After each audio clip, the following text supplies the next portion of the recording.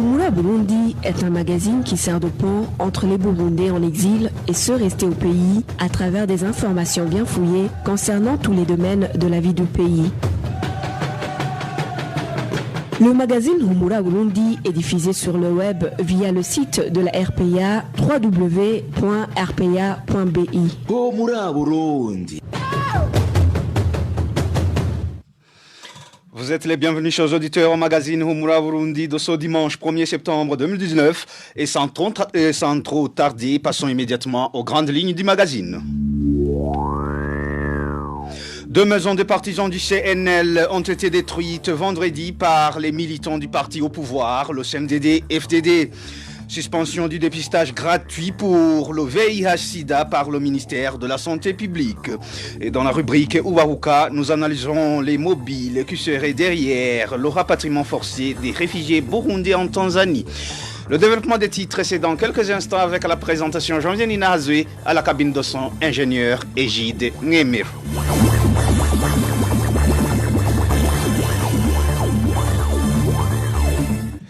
Encore une fois, bienvenue page droit de l'homme. D'abord, un membre du parti CNL est depuis vendredi incarcéré dans le commissariat de police et Rukaramu est en même temps victime d'une bastonnade lui infligée par les Imbonerakure.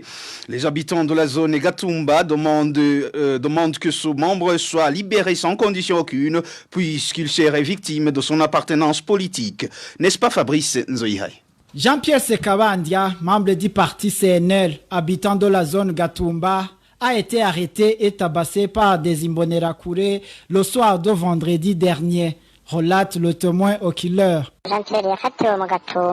Jean-Pierre Sekabandia a été arrêté à Gatumba sur le lieu où est érigé le drapeau du parti CNL. Il a été sérieusement tabassé. Sa santé est pour le moment dans un état critique.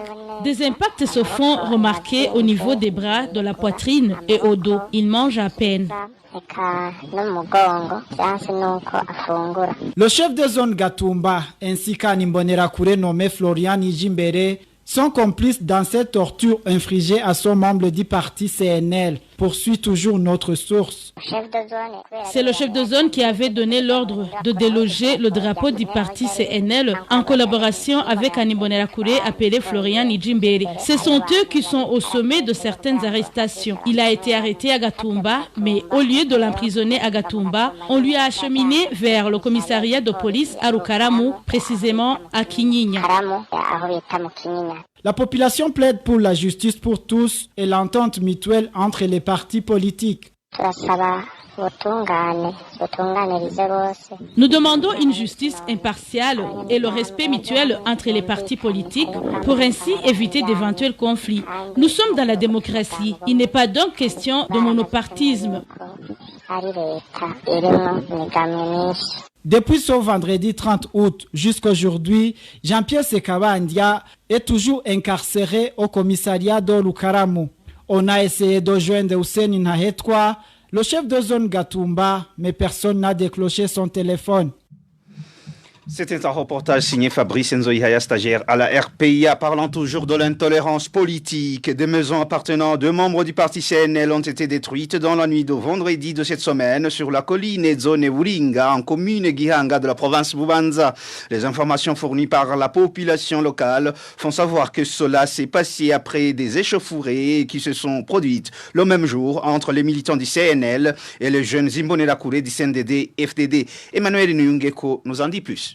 Tout a commencé dans l'avant-midi de vendredi dernier lorsque les membres du parti CNL inauguraient leur permanence située sur la colline Edzone Buringa en commune Gihanga de la province Bubanza. Pendant l'ouverture de cette permanence, les habitants de la localité indiquaient que des Imbonerakure du CNDD-FDD ont mené une attaque contre les membres du CNL, une attaque au cours de laquelle plus de 10 membres de ce parti ont été blessés par des jets de pierre. Et pendant la nuit de ce même vendredi, les maisons de 2 membres du parti CNL ont été détruites, témoigne ce citoyen citoyens.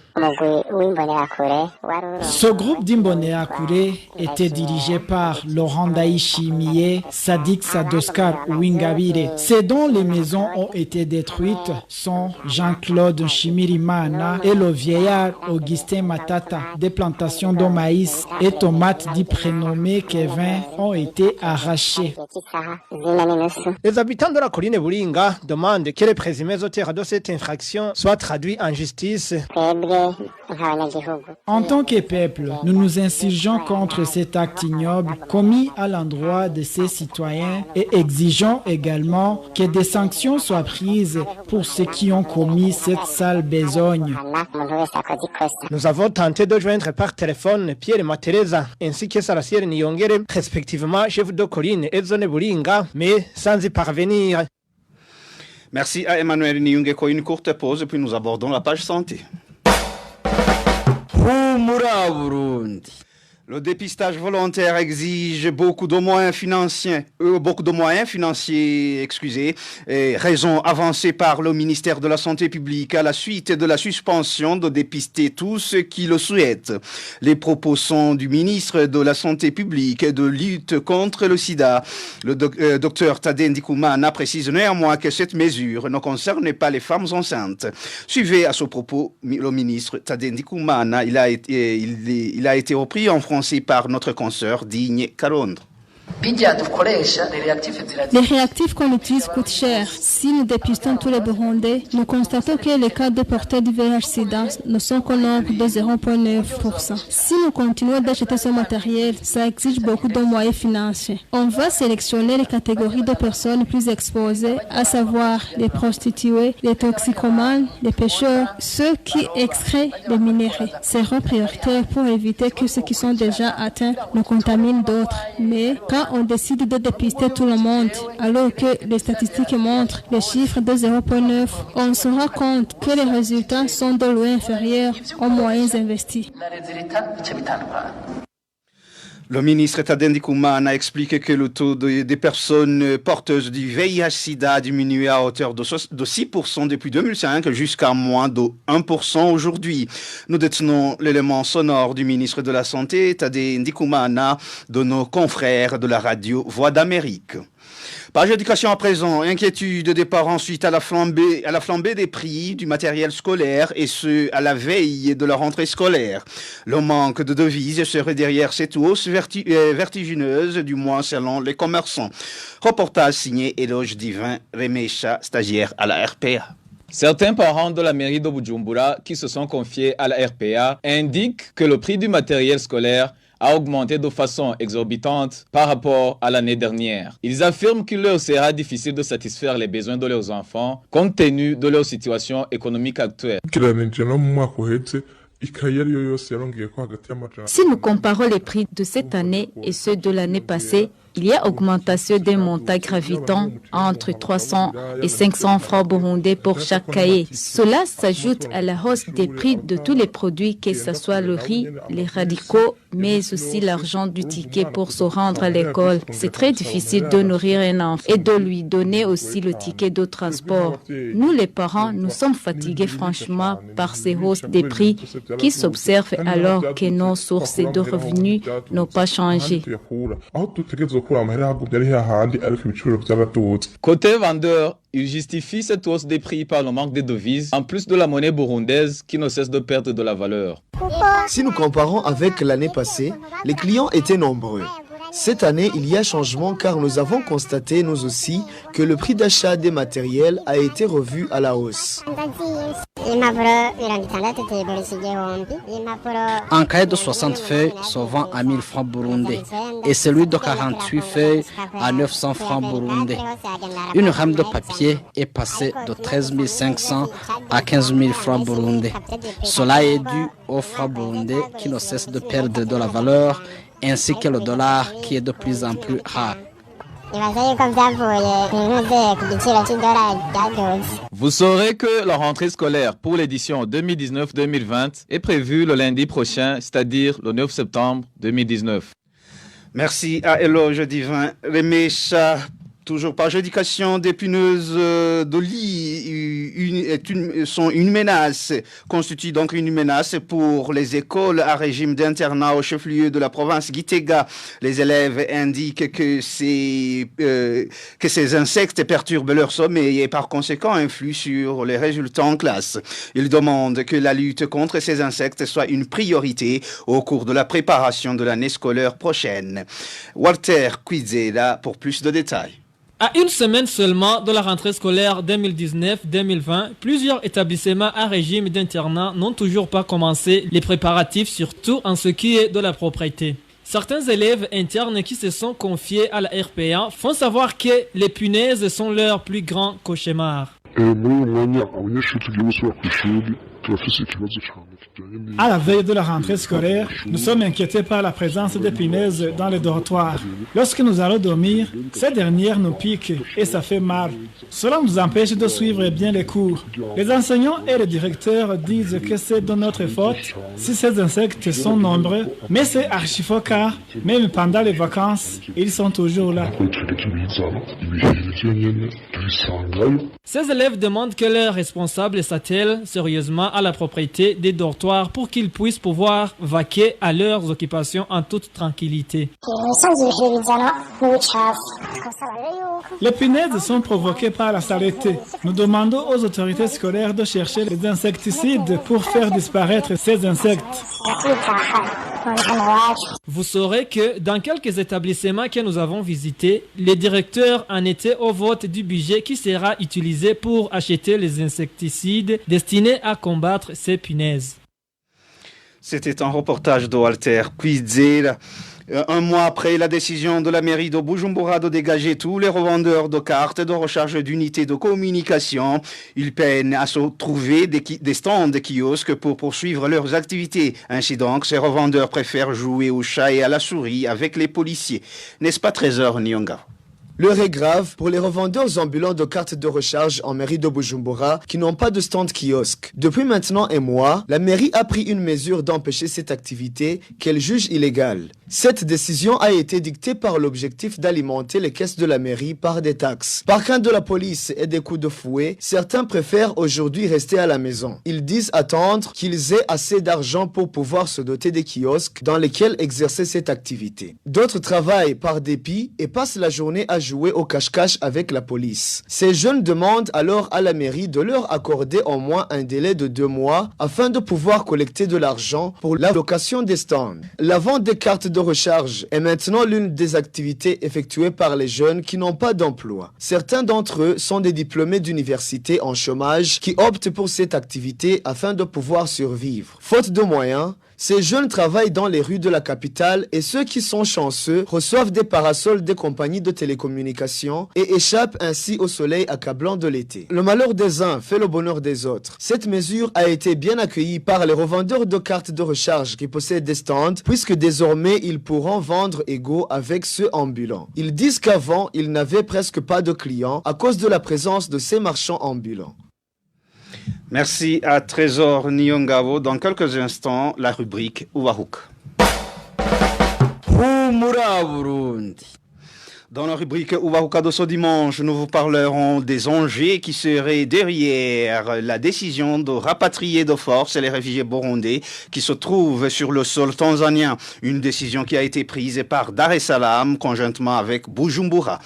La rubrique Uwahuka vous est présentée par Nadège Ilakodze.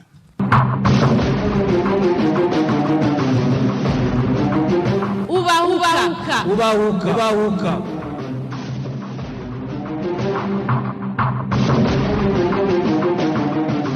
Les gouvernements du Burundi et de la Tanzanie, par le biais de leurs ministres de l'Intérieur respectifs, dont Pascal Barandagiye et son homologue Kangi Lugola, ont signé le 24 août 2019 les accords visant le rapatriement forcé des réfugiés burundais vivant dans les différents camps de réfugiés en Tanzanie. Au moment où ces accords viennent à l'encontre des conventions internationales relatives à la protection des droits des réfugiés, quels sont les enjeux qui se cacheraient derrière ce rapatriement forcé des réfugiés burundais alors que la crise burundaise n'est pas encore résolue? Les invités de la rubrique Uwahuka de ce dimanche vont élucider cette question que se posent la plupart de Burundais. Au micro, Nadège Ilakodze, bienvenue. RPA ni ijisho ni ugutwi ni ijwi ry'abanyagihugu.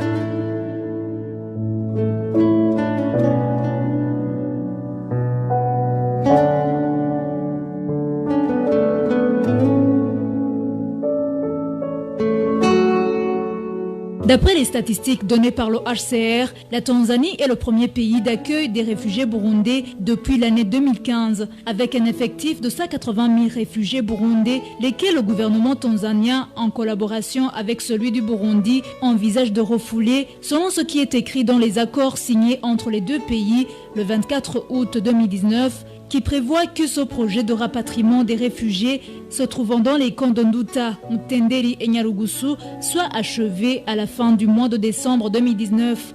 Jean Bosco Ndaïkengurukiye, président du parti Kaze FDD, affirme que la Tanzanie a toujours hébergé les réfugiés burundais pendant les crises qu'a connues le Burundi et d'ajouter que ces deux pays n'auront aucun profit à rapatrier de force ces Burundais.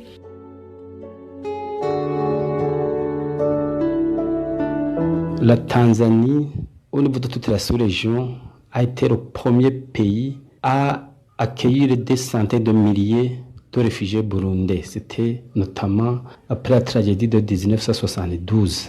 Je rappelle aussi que ces réfugiés n'ont commencé à retourner au Burundi en masse qu'après les accords d'Arusha, la ville tanzanienne, sous la houlette de l'ancien président tanzanien qu'on appelait Baba wa Taifa, père de la nation, feu Kambarage Julius Nyerere.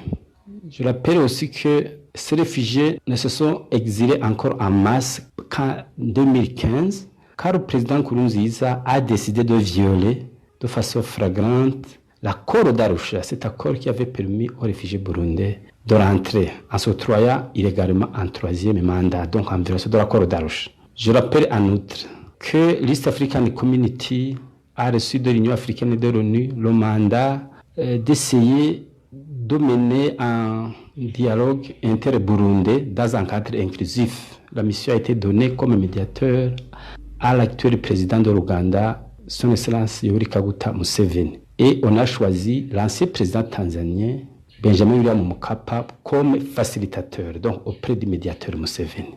Dans son rapport transmis à l'Union africaine, à l'ONU et au dernier sommet des chefs d'État de la sous-région, quand il déposait le tablier, il a montré que c'est bien le pouvoir de Gitega, c'est bien Nkurunziza qui a refusé de s'asseoir avec son opposition, tout en mentionnant en passant que les chefs d'État de la sous-région, donc y compris aussi, ne l'ont pas aidé pour que le président Nkurunziza puisse s'affaiblir et accepter de négocier avec son opposition.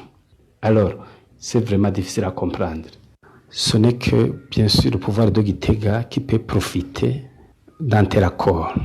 Le retour des réfugiés en masse, ça serait démontrer que la paix et la sécurité règnent à travers toute l'étendue du territoire national et qu'il n'y a rien à craindre et que les élections prévues pour 2020 sont des élections qui se passeront dans un cadre apaisé, un cadre transparent, bref, un cadre crédible. Donc, le retour des réfugiés pour le pouvoir de Gitega sera une arme suffisante pour dire que le problème burundais n'est pas burundais, c'est un problème importé, comme ils aiment le dire, au niveau de la propagande, au niveau de l'endoctrinement, c'est un problème qui vient de l'extérieur.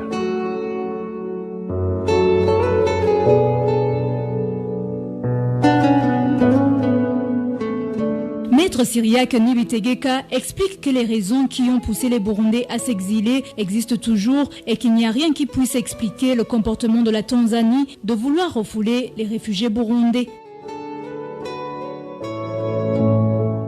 La Tanzanie est le pays qui a accueilli le plus grand nombre de réfugiés burundais dans la région.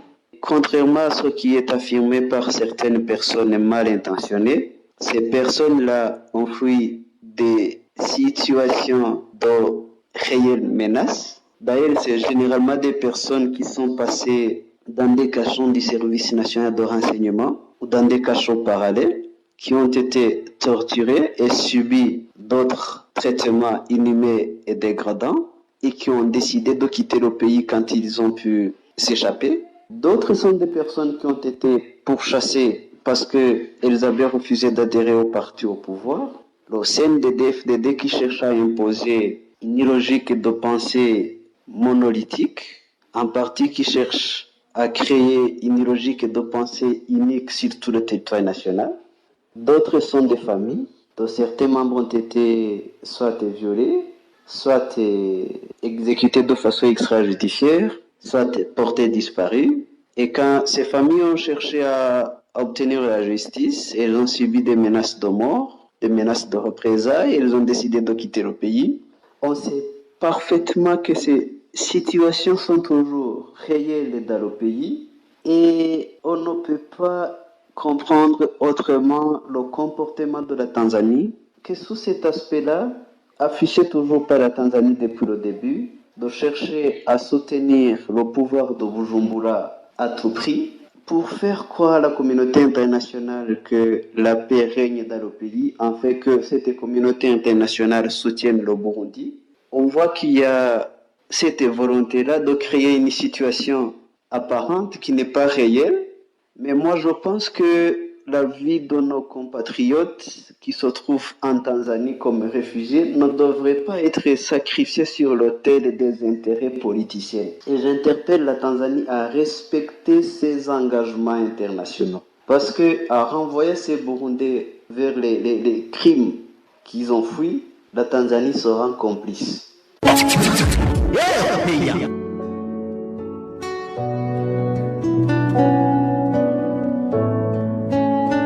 Pour le secrétaire général du parti MSD, les raisons qui ont poussé le gouvernement tanzanien à agir de la sorte restent mystérieuses. Mais ce qui est sûr, selon maître François Nyamoya, c'est que Gitega en sortira vainqueur.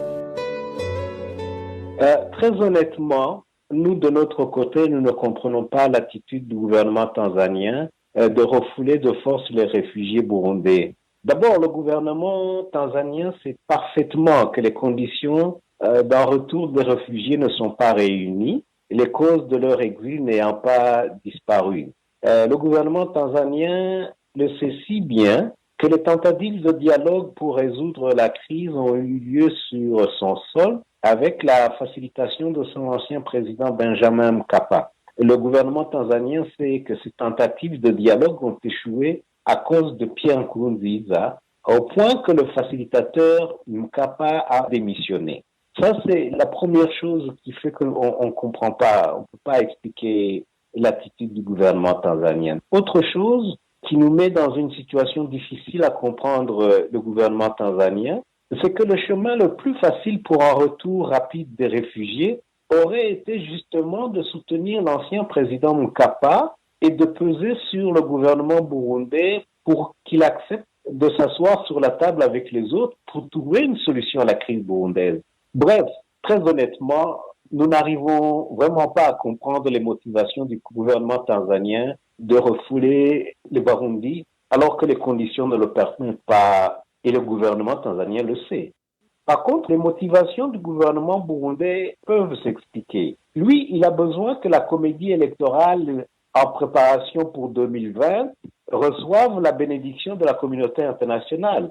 Et il sait que cette crédibilité est impossible à obtenir avec plus de 500 000 réfugiés. Alors, il fait tout pour les rapatrier, y compris de force, s'il peut avoir la complicité d'un pays autre. Donc ça, c'est la motivation du gouvernement burundais qui, de son point de vue, s'explique.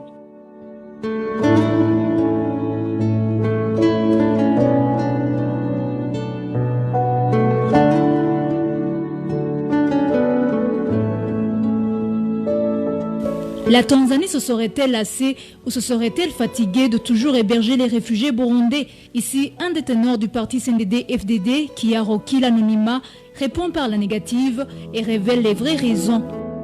La raison profonde, c'est que la Tanzanie a besoin de faire un contrôle des présidents de l'EAC. Il veut contrôler le président de l'EAC en contrôlant d'abord l'idéologie des partis politiques. C'est pourquoi la Tanzanie n'aime pas qu'il y ait changement des partis au pouvoir dans les pays de l'EAC. Par exemple, vous voyez au Kenya, c'est le même parti. Depuis l'indépendance, c'est le même parti qui est au pouvoir. Et en Tanzanie, c'est la même chose. Et aussi en Ouganda, c'est la même chose. Alors finalement, c'est qu'ils veulent que aussi ici au Burundi, ça soit le CNDD-FDD qui continue. Et d'ailleurs, le facilitateur Mukapa l'a dit un jour, nous étions dans une réunion ici au pays, une réunion des membres des partis politiques. Il a dit en substance, écoutez, je ne comprends pas pourquoi le CNDD-FDD n'autorise pas qu'il y ait des élections, mais qu'il fasse des élections crédibles, puisque, vouloir ou pas, c'est le CNDD-FDD qui doit sortir gagnant de ces élections. Il a tranché.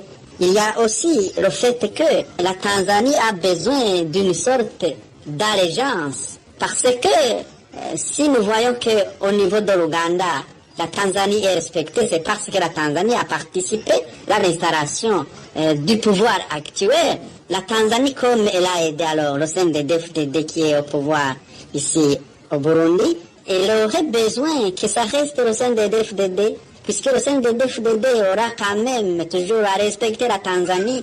Et d'ailleurs, je vous dirais en passant que s'il y a une lueur que le président Nkurunziza ne se fasse pas encore réélire en 2020, mais ça sera une obéissance à la décision des autorités tanzaniennes.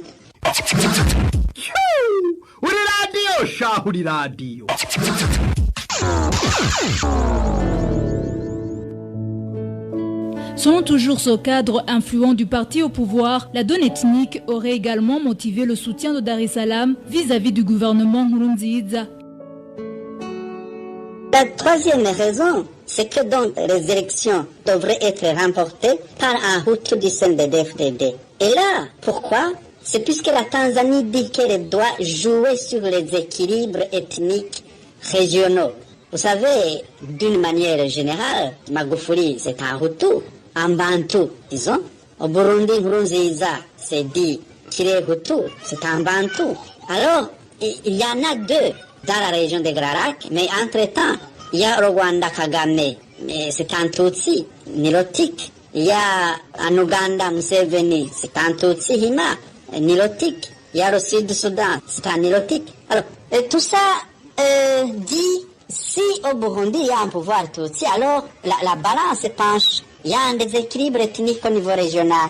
Donc la Tanzanie est en train de jouer sur ce volet. Maintenant, avec le refoulement des réfugiés burundais, c'est qu'il faut crédibiliser les élections pour que, dit-on, la Tanzanie aurait eu des informations que les réfugiés Tutsi burundais sont en train de s'imaginer qu'au Burundi ne puisse plus y avoir un pouvoir Hutu. Donc, les réfugiés burundais qui sont en Tanzanie sont les seuls à être rapatriés, et ça sera connoté des Hutus qui sont réfugiés dans un pays de Hutus, un pays dirigé par un Hutu, un Bantu, et les autres réfugiés, surtout les réfugiés du Rwanda, seraient restés parce que, dit-on, ils sont en majorité Tutsi, et ils sont réfugiés dans un pays dirigé par un pouvoir Tutsi. Voilà donc pourquoi la Tanzanie exagère en cherchant à ce que le pouvoir reste homme du CNDD-FDD et homme des Hutus, donc du peuple Bantu. Face à toutes ces révélations, que pourrait être la solution durable à cette crise burundaise? Maître François Nyamoya, secrétaire général du parti MSD, préconise le dialogue inclusif comme seule voie de sortie envisageable. Pour nous, je crois que ceux qui peuvent approcher le gouvernement tanzanien, qui peuvent le lui expliquer, la chose la plus facile, vous savez, rappeler au gouvernement tanzanien que les réfugiés n'ont pas envie de rester réfugiés. Les réfugiés, ils ont envie de rentrer. Et les réfugiés, ils ont envie de rentrer le plus tôt possible. Et dès que les conditions seront réunies au Burundi pour une paix, les gens vont rentrer rapidement, sans besoin de les forcer de rentrer. Donc, je crois que le bon conseil à donner du gouvernement tanzanien, c'est de suivre le chemin qu'avait tracé Mkapa avant sa démission. Il était parvenu à avoir un consensus des partis politiques de l'opposition pour un chemin menant vers des élections. Donc, si la Tanzanie entrait dans ce chemin tracé par son ancien président et qu'il pesait de tout son poids pour forcer le gouvernement burundais à aller s'asseoir sur la table avec les autres pour trouver les conditions d'élections crédibles et de retour à la paix, c'est le moyen le plus facile et le plus rapide, sans contrainte, pour que les réfugiés rentrent. Je crois que ceux qui peuvent avoir une écoute du gouvernement tanzanien, c'est ce conseil-là qu'ils pourraient lui donner. Et voilà, chers auditeurs, c'est sur cette intervention du secrétaire général du parti MSD que nous mettons un point final à la rubrique Ubahuka de ce dimanche 1er septembre 2019. Merci à nos invités. Merci également à vous, chers auditeurs. Nadège Lakodze était la présentation de cette rubrique qui s'est focalisée sur les dessous de la décision du gouvernement tanzanien de rapatrier de force les réfugiés burundais se trouvant sur son sol. Merci de votre attention et à la prochaine.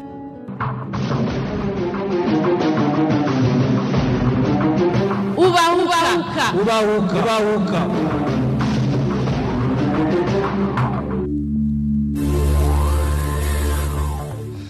Merci à Nadège Irakodze pour la rubrique Ubahuka. Et c'est par ici, amis chers auditeurs, que nous mettons fin au magazine Humura Burundi de ce dimanche 1er septembre 2019. Merci pour votre aimable écoute. Merci à toute l'équipe de la rédaction pour la collecte et le traitement de toutes ces infos. Merci aussi à l'ingénieur Eji Demwe-Mero pour la bonne collaboration technique. À la présentation, vous étiez avec Janvier Nina Hazoué. Excellente soirée dominicale chez vous.